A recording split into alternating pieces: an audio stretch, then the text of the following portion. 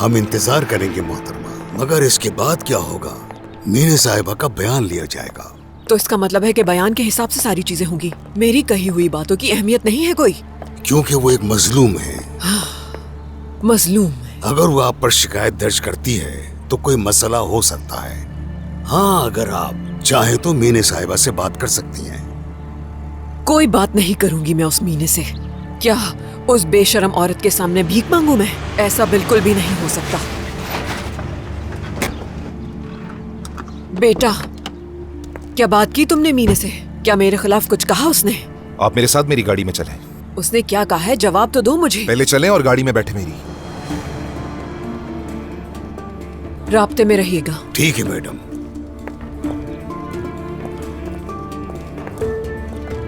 तुम पीछे आना मेरे। ठीक है उमर साहब।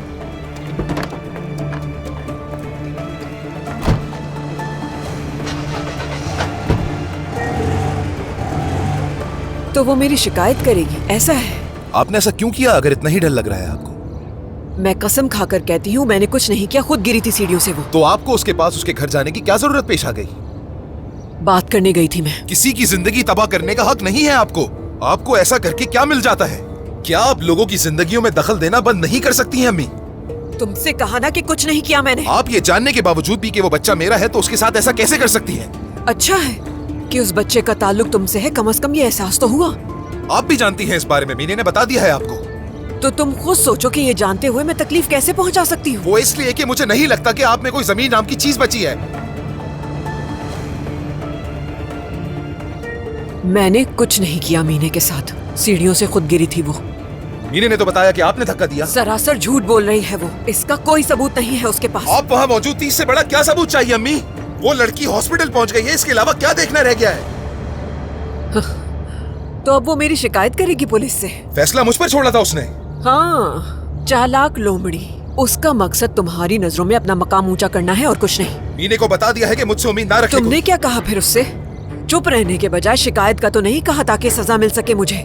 काश के जब आपने तुर्कान को हॉस्पिटल पहुंचाया था तो उसने आपकी शिकायत कर दी होती, तो कम से कम आज ये तो ना देखना पड़ता। देखिए जरा आप मुझे किस मकाम पर लेकर आ गई हैं। एक बात सच बताएं, क्या वाकई आप मेरी माँ हैं? तो अब तुम मुझे समझाओगे वाकई में? नहीं, आपको समझाने के लिए कुछ भी नहीं है मेरे पास। ये तुम क्या कर रहे हो बेटा?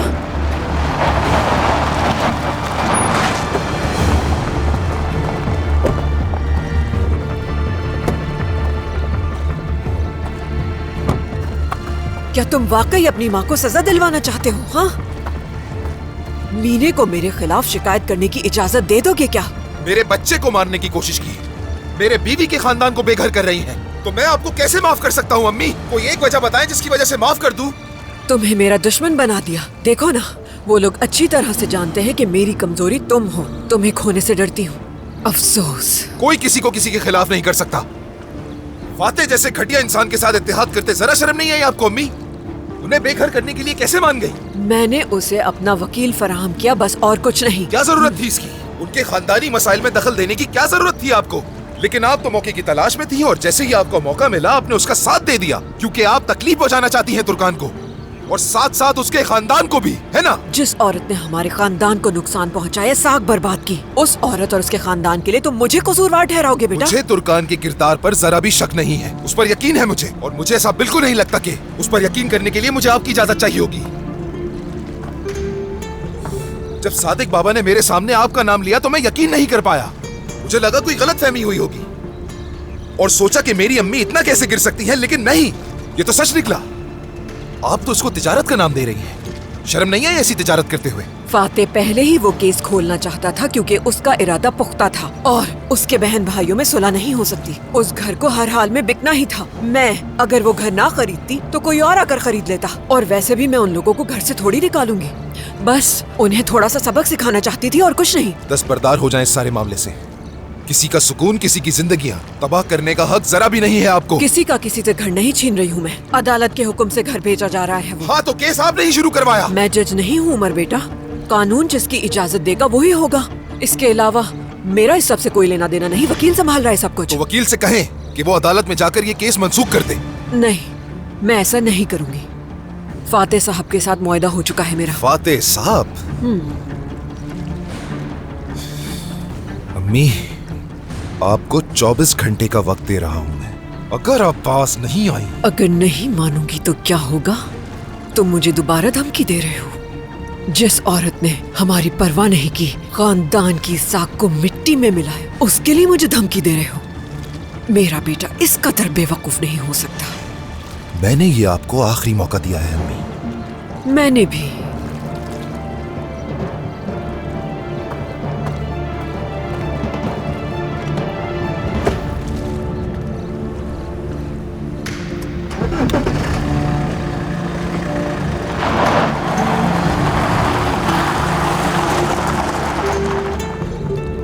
हेलो सल्जुक, तुमसे एक जरूरी काम है मुझे। फाते कलंदर, तुर्कान के अंकल हैं वो। उस आदमी को ढूंढकर मेरे पास लेकर आओ मेरे भाई। चलो, मैं इंतजार कर रहा हूं।